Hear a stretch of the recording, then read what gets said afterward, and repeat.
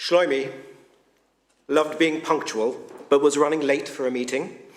He was stuck in traffic and could not find anywhere, to park. The digital clock on his Toyota Yaris, was blinking close to the hour, 08:45 a.m. He had driven round the block many times, but just missed the spaces. 08:55 a.m., after losing another spot to a fancy Tesla, Shlomi resorts to the supernatural. "Oh God," implored Shlomi, "who created the world's greatest and littlest things, I beg you, please, just provide a parking space so I am not late." 08:56 a.m. Shlomi starts to bargain. Inadvisable, by the way. We can discuss the Bible story of Jephthah sacrificing his daughter another time. But he says, "I will mend my ways, I'll be kind, be more patient with my children, help more at home." 08:57 a.m. "I will come more regularly to shul. I'll fix my fees, get on the security rota. I'll piously fast on Mondays and Thursdays. I will volunteer on mitzvah day. Just please to help me find a spot to park." Just then, you've guessed it, a red Ford Fiesta pulls out of a space and Shlomi gingerly reverses into it. "Never mind, God," he says. It's a classic. The Torah portion Akev is a difficult text where Moses cohorts the Israelites to remember their blessings. Perhaps he is bitter. Perhaps he is laying on the last word because he is at the end of his journey. His people will get to the promised land, and he will die without doing so. That was a punishment for hitting a rock to bring forth a source of water and calling the Israelites, "You rebels," rather than speaking to them like adults. Moses reminds them of their endless complaining, their sin of the golden calf when he was up the Mount Sinai, and how he broke the tablets of stone and pled with God to save the people from destruction. His stubborn and stiff-necked people, Moses recalls his frustrations with their complaining over providing food and water, and of their self-conscious fear of the sons of Anak, the demigods of the land that made them feel so inadequate. He was, in summary, reminding them of their lack of attention to the protections and blessings that God has bestowed on them, and the gifts of abundance that God will bestow on them as they enter the land of Eretz Yisrael. The verse of the land's abundance is as follows.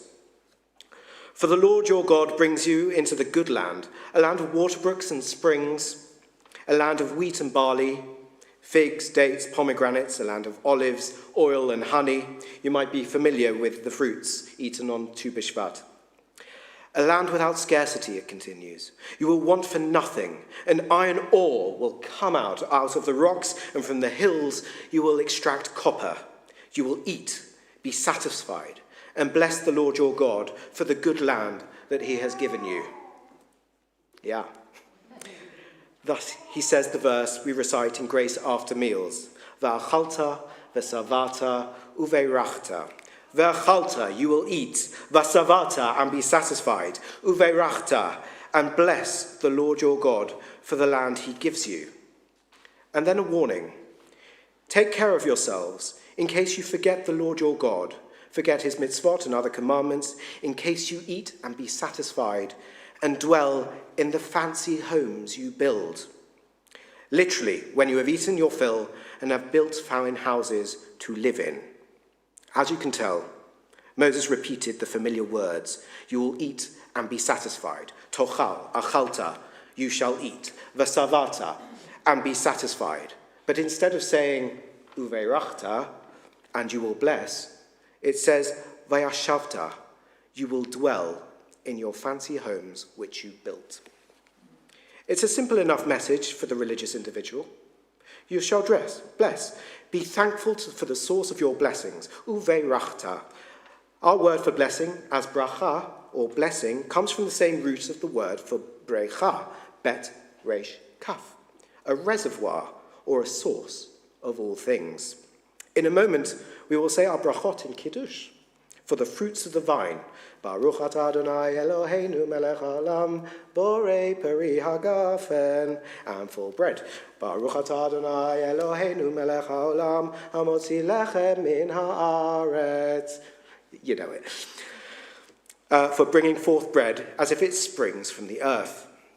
This biblical section of text, V'achalta, V'savata, Uveirachta, is the source text for remembering to bless God, which we say before and after eating and drinking, and not to forget God once your meal is assured.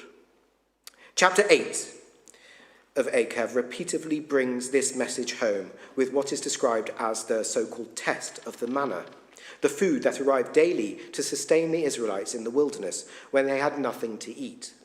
In verse 16, Moses reminds them of the one, quote, who fed you with manna in the wilderness, which your ancestors had never known, in order to test you by hardships, only to benefit you in the end. And you will say in your hearts, my own power and the might of my own hand have won this wealth for me. Nechama Leibovitz asks, why was the manna, the bread that magically appeared on the earth without effort, nasotecha, your test? Surely giving manna was a miraculous gift. The Seforno, 15th century Bologna, comments on how the manna is a test of two types, as the word test occurs twice, both of a test of how you approach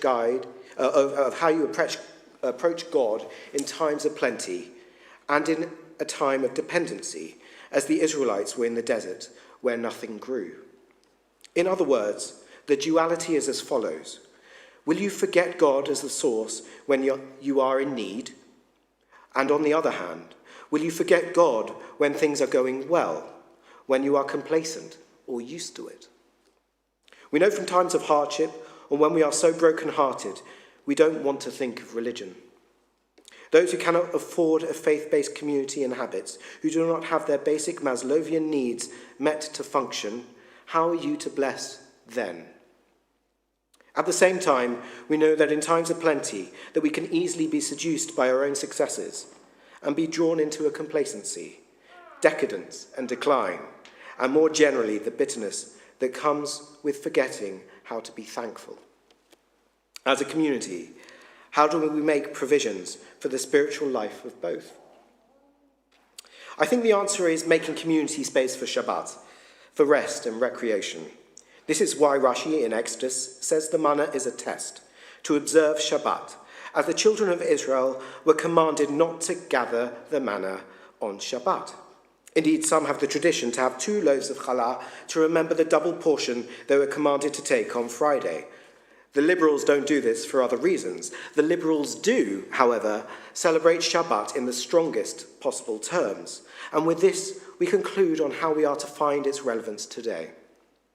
In the interwar era, 1910s, our founder, Lily Montague, created a club for children and young adults on Dean Street. She wrote about this in My Club and I, the biography. Recognizing that Shabbat home observance was being diminished because of factory shift work, she saw that they needed a Shabbat service not in the morning, but in the afternoon.